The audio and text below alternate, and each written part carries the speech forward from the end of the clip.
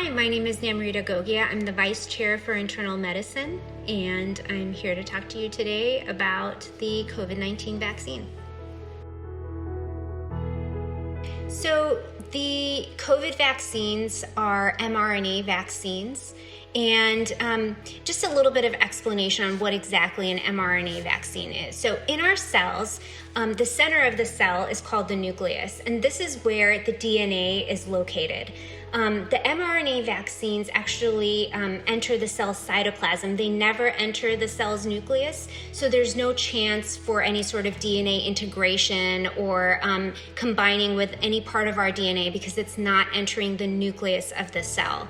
And so I also want to mention that we've been using these mRNA vaccines for quite some time. We've been studying them for about 15 years in a variety of clinical settings. And so we have done clinical trials for Ebola, Zika, influenza, HIV, and a number of other diseases with mRNA vaccines. We've also studied the mRNA vaccines in cancer therapeutics, where we target a certain protein that can attack a cancer.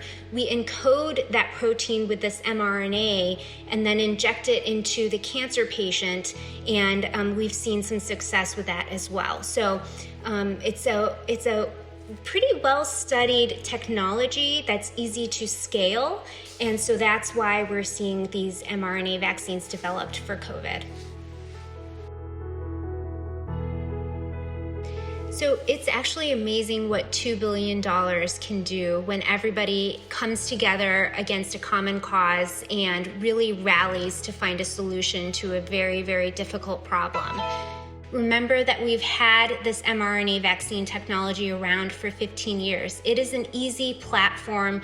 Once you know the genetic sequence for the virus, you can easily make an mRNA vaccine from that.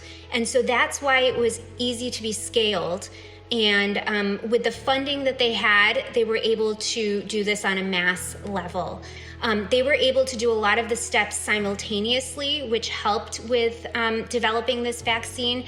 And so it really wasn't rushed. It was actually logistically beautiful in how they were able to create a vaccine within months. I also want to commend the FDA on going through all of the data that was given to them from Pfizer and Moderna, visiting the sites where the vaccines were made, and going through handwritten scribbles from doctors who were administering the vaccine, really combed through all of the data to make sure that we were approving a safe and effective vaccine. Typically, people, like I said, do feel some short-lived discomfort in the arm, maybe overnight after they get the vaccine into the next day.